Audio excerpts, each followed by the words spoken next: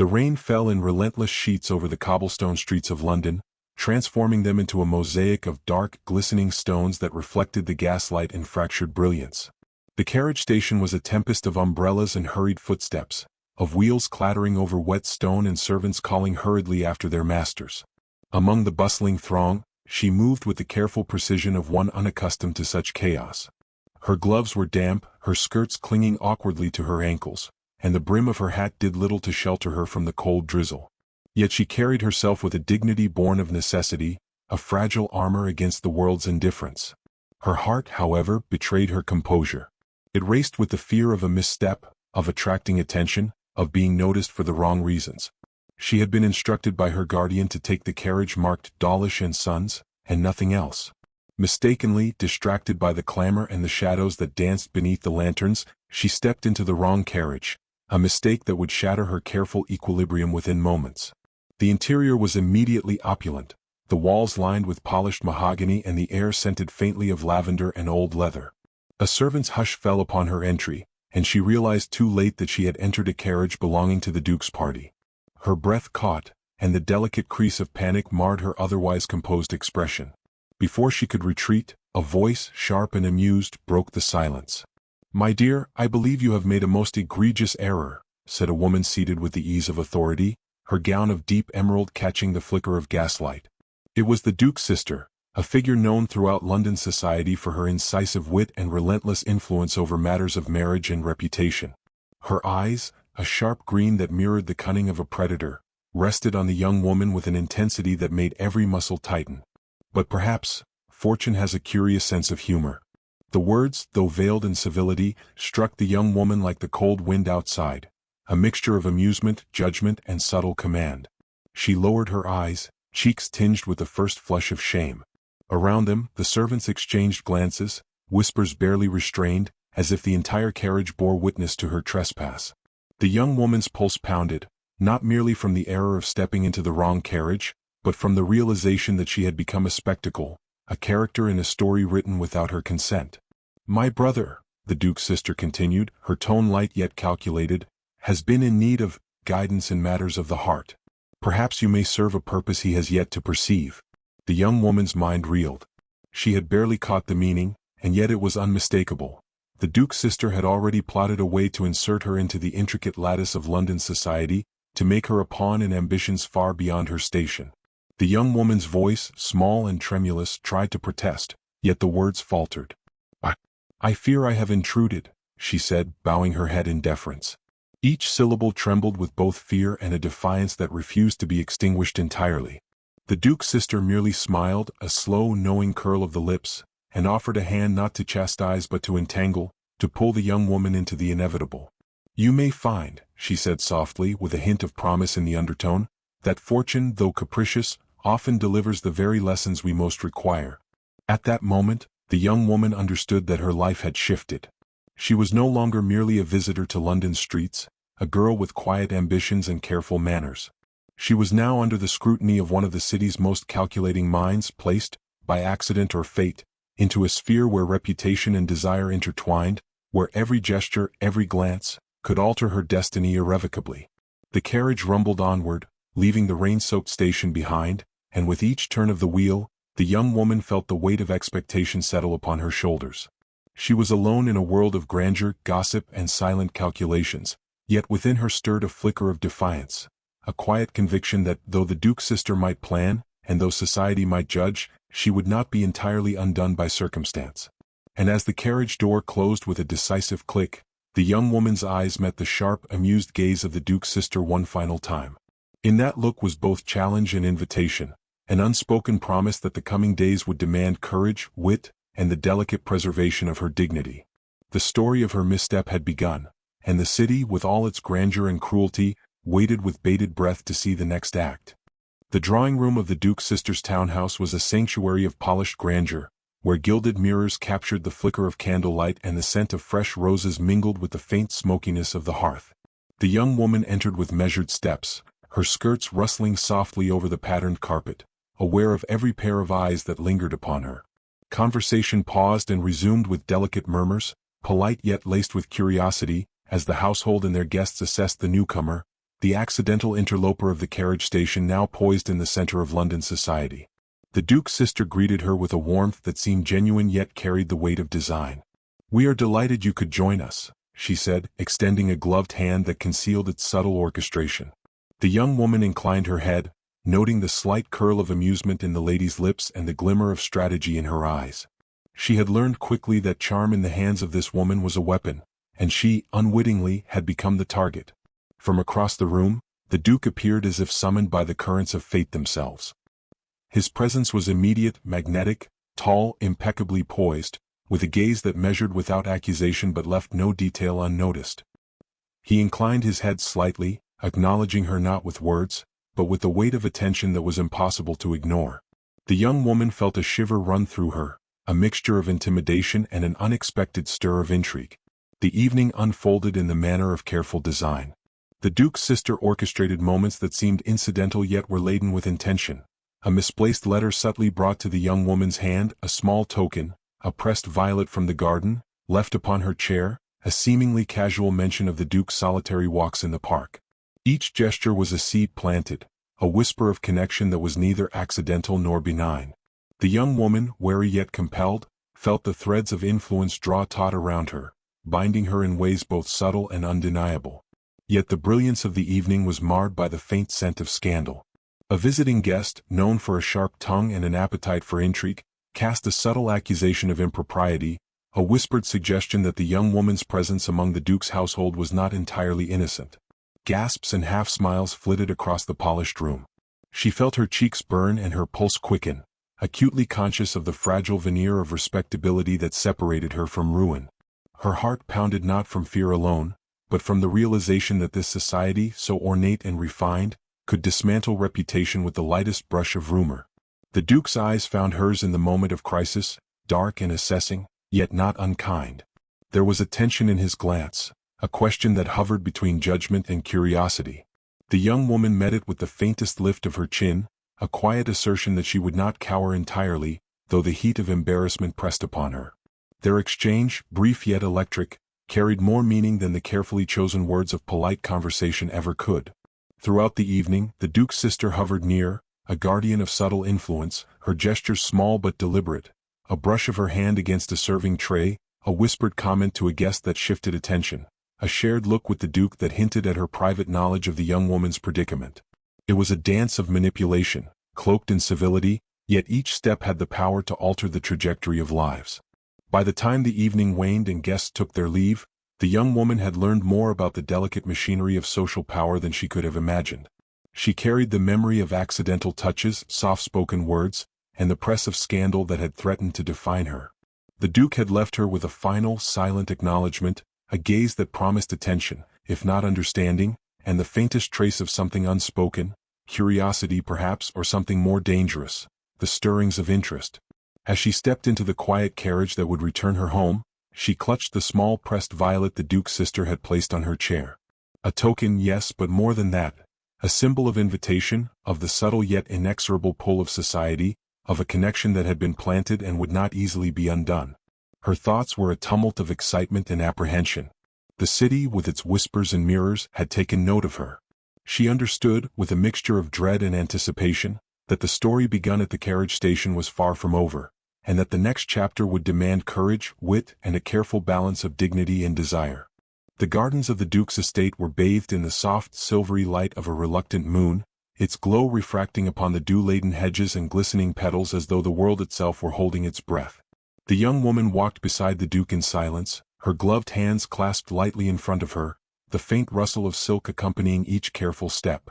The air was crisp, scented with wet earth and the faint perfume of night-blooming flowers, and the gentle sound of a distant fountain created a rhythm that seemed to slow time itself.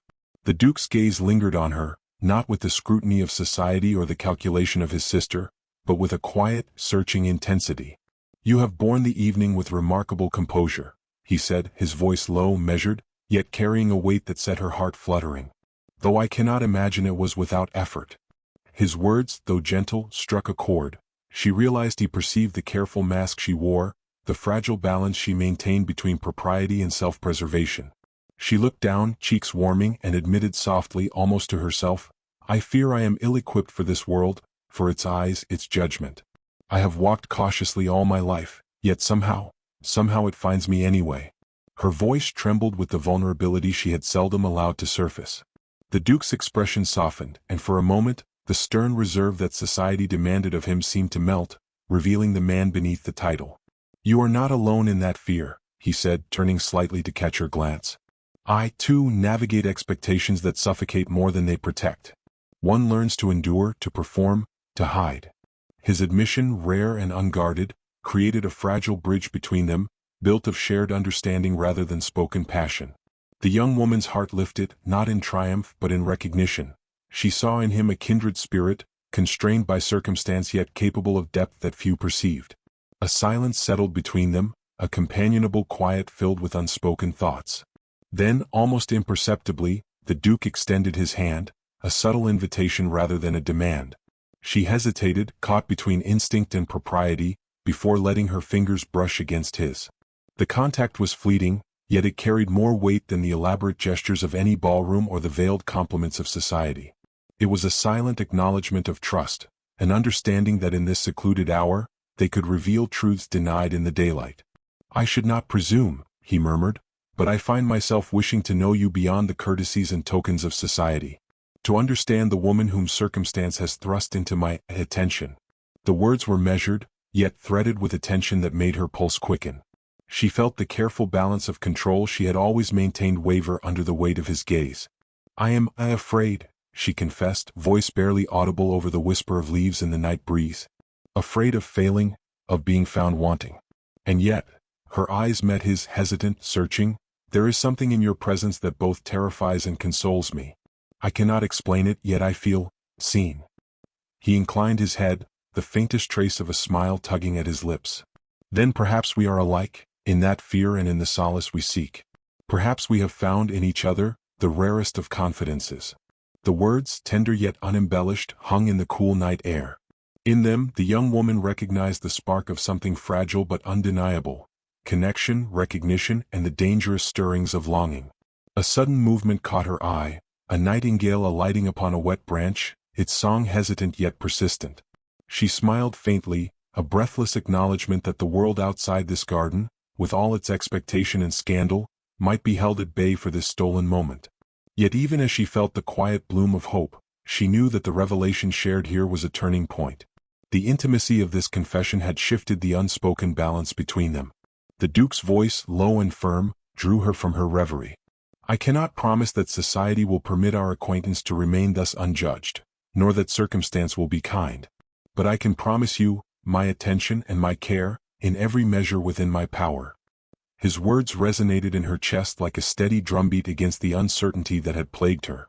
As they turned toward the lighted windows of the estate, the moon casting silver threads across the pathway, she felt the weight of her earlier shame lift, replaced by the intoxicating, precarious thrill of possibility. She had stepped into a world far beyond her own, yet in this garden, in the moonlight, she had glimpsed a path that might lead to understanding, to trust, perhaps even to love. And yet, the night's revelations left her with a question that would linger like mist. Would courage and virtue be enough to withstand the society that watched, judged, and whispered, or had the seeds of scandal and desire intertwined too tightly to ever be disentangled? The answer, she sensed, would unfold in the days to come, guided by subtle gestures, whispered words, and the delicate choreography of hearts daring to speak in a world that demanded silence. The ballroom was a living thing, shimmering with candlelight and murmurs of genteel conversation, every movement measured against the rigid expectations of society.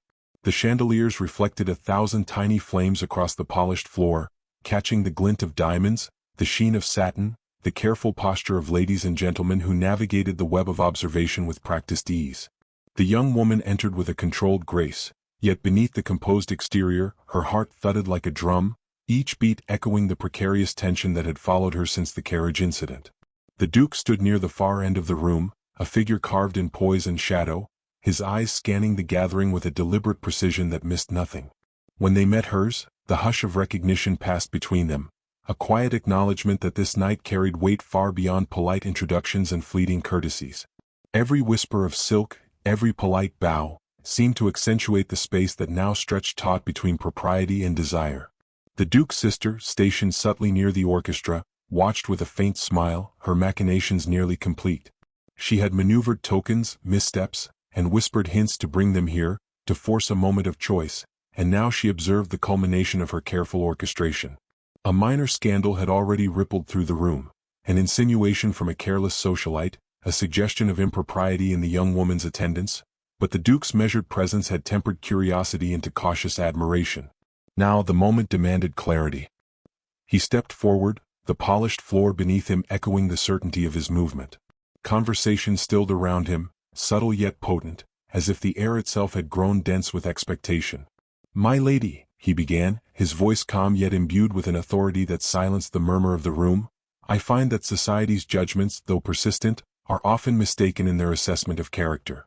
And so it is, I believe, with the estimation of your presence among us this evening." His gaze held hers, unwavering, carrying a gravity that rendered the intervening crowd nearly invisible. She felt the tension coiling in her chest, equal parts fear and anticipation. The world demanded she respond with perfect composure, yet the force of his attention made composure nearly impossible. I am grateful, sir," she said softly, choosing her words with care, each syllable carrying both respect and the quiet assertion of selfhood. He moved closer, the crowd's awareness diffused by the certainty of his steps. "Gratefulness alone does not suffice," he continued, voice steady yet intimate. "You have endured scrutiny, misjudgment, and the weight of expectation with dignity that few could sustain. It would be injustice were I to allow such merit to remain unacknowledged." His hand, extended but unobtrusive, hovered in the space between them, a bridge of both literal and figurative significance. The young woman's breath caught. She understood the declaration for what it was, not a mere acknowledgement of propriety, but a proclamation of protection, of regard, of intention. Society could watch, whisper, and speculate, but here in this charged instant, the Duke had chosen her above the delicate lattice of observation and expectation. "I cannot pretend," he said, lowering his voice so that only she could hear, "that my regard is merely formal, or that the stirrings of interest which compel me to speak are lightly felt. I ask you, permit me the honor of your acquaintance in every measure within my power, not as a convenience of society, but as a matter of conviction and desire." A shiver ran through her, equal parts exhilaration and trepidation. She felt the precarious balance of her life shift, the careful dance of reputation and ambition now entwined with something raw, compelling, and wholly personal. With a measured breath, she inclined her head, the faintest smile curving her lips. "Then, I shall place my trust in your judgment, sir," she replied, her voice steady yet softened with the tremor of hope and cautious longing. The Duke's eyes brightened with subtle relief, and a quiet triumph flickered across his expression. The room, once a theater of expectation, seemed to pause, the music swelling gently as though acknowledging the resolution of tension that had gripped the gathering. The Duke's sister allowed herself a satisfied glance, a quiet confirmation that her careful orchestration had borne fruit. In that moment, the young woman felt the full weight of relief and anticipation entwined. She had survived scrutiny, maneuvered through society's intricate lattice, and emerged not merely unscathed, but recognized and claimed in a way that honored both dignity and desire. The gaze of the Duke held her with an intensity that was both protective and demanding, a silent promise that whatever society might whisper, the truth of this connection had been declared, unmistakably and irrevocably. As they moved together through the room, the Duke's sister discreetly ensuring a clear path, the young woman understood that the crisis of reputation and the specter of scandal had transformed into something far greater, a bond acknowledged in public yet intimately their own.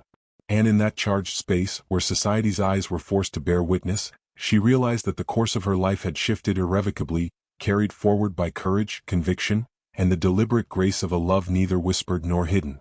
Dawn broke over the estate with a quiet authority, brushing gold across the manicured gardens and spilling light into every shadowed corner of the house. The young woman stood at the top of the grand staircase, her hand resting lightly on the polished banister, her gaze following the winding paths below where dew glimmered like scattered jewels. The night's exhilaration had passed, leaving her with a fragile mixture of anticipation and doubt. Could the promises of yesterday withstand the scrutiny of today, when society's eyes were sharper and gossip swifter than any carriage could carry?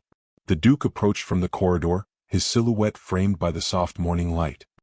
He moved with the same measured grace that had captivated her so completely, yet there was a tension in his posture, an unspoken urgency that belied the composure he displayed before the world. When he reached her, their eyes met, and in that glance was the unspoken question that had shadowed every encounter since the carriage. Would they dare to make their bond explicit, despite the delicate lattice of expectation and scrutiny surrounding them? "My lady," he began, his voice carrying across the stairwell with a quiet authority, "we have skirted the eyes of society long enough. It is not courtesy alone that demands our attention, but truth. I cannot endure the pretense any longer. You must know, your place by right and by desire is at my side." Her breath caught, and for a heartbeat the air seemed suspended between them. She understood the weight of his words, a declaration not merely of affection but of claim, of intention, of defiance against a society that prized appearances above the content of character. Her own pulse quickened, matching the rhythm of her rising courage. I have feared," she said softly, her voice steady despite the tremor in her chest, "the world's judgment, the weight of expectation, and yet—" her gaze lifted to meet his fully, unwavering, filled with both resolve and the unspoken admission of longing. "I have never feared being seen by you. If my place is at your side, I shall embrace it, knowing it is chosen freely and not dictated by circumstance alone." The Duke inclined his head, a faint smile breaking the formality of his features, and extended his hand. "Then let it be known without pretense or delay," he said. "We shall no longer skirt the boundaries of propriety, nor shall we allow rumor to dictate our choices. I claim you, in the sight of all and in the sanctuary of our own understanding." The young woman placed her gloved hand within his, the contact simple yet electric, a seal upon the promise forged in moonlit gardens, whispered confidences and stolen moments of recognition. The tension that had shadowed their every meeting, the scrutiny, the whispered doubts, the minor scandals, fell away, leaving only the clarity of intention, the unassailable truth of connection. As they descended the staircase together, the Duke's sister appeared at the landing, her expression a mixture of triumph and amusement. She had orchestrated the moments, guided the tokens and nudged them into proximity, yet she allowed the final act to be theirs alone. Her satisfaction was quiet but profound. The delicate threads of society had been navigated, scandal transformed into triumph, and the young woman had emerged not merely vindicated, but claimed in a manner that preserved both dignity and desire. The sunlight spilled into the gardens as they stepped outside, casting long, warm shadows that intertwined with the morning mist. The young woman felt the weight of every trial she had endured, the carriage misstep, the whispers, the tokens, the scandals, dissolve in the clarity of this moment. They walked together along the dewy paths, hand in hand, the faint rustle of her skirts harmonizing with the steady rhythm of his stride. In that quiet morning, society's gaze, though ever present, felt distant. They had claimed their truth, spoken in gestures and words that transcended the demands of etiquette and expectation. The Duke's hand tightened around hers, a subtle reminder of protection, devotion, and unwavering intent. She smiled, a mixture of relief, hope, and a burgeoning certainty that love, once cautious and tentative, had finally found its declaration. And as the estate stirred to life around them, the gardeners beginning their rounds, the servants preparing for the day, the first carriages rumbling along the distant road, the young woman realized that she had stepped fully into a new existence. One in which dignity and desire were no longer opposing forces, one in which courage and trust had forged a bond that could withstand scrutiny and scandal alike. In the warmth of that golden morning, hand in hand with the Duke, she knew with unshakable clarity, the story that had begun with misstep, embarrassment, and whispered schemes had reached its apex. And yet, in the quiet intimacy of this triumph, it felt less like an ending and more like the opening of a life defined not by accident or society's design, but by the deliberate, unyielding choice of hearts that dared to claim each other against the world.